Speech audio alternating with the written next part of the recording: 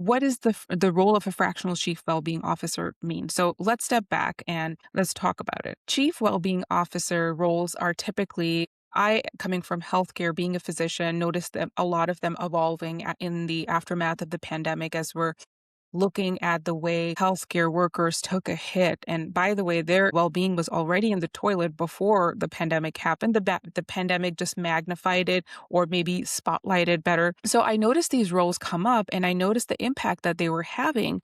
And as well as noticing a real need for having a comprehensive, tied together approach when we look at well-being at organizations. I like to use the term well-being, not just wellness, because wellness really focuses on the aspects of physical health, and well-being is a larger construct. So where you're talking about purpose, mattering, belonging, health, all of this, joins together.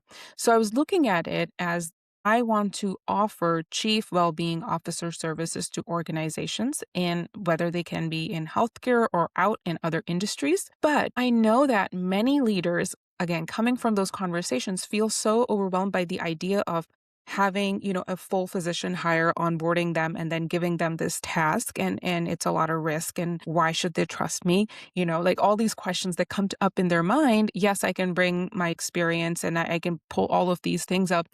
But to make it accessible, I wanted to offer as a fractional service. So you can hire on a project basis, you can hire on a long-term basis in a fractional capacity, customized to your company.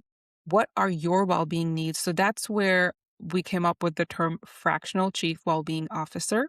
So partnering with you, and I go in and I help diagnose through a baseline assessment what the well-being needs are. Maybe you just need to support one leader. Maybe you need to support your C-suite. Maybe you need to support your other components, your employees in the field. Maybe you need the chair massages. Maybe you need the therapy dogs. But as the fractional chief well-being officer, I can bring the expertise by just first offering the diagnosis, or maybe it's just that first step. Maybe the diagnosis is the only thing.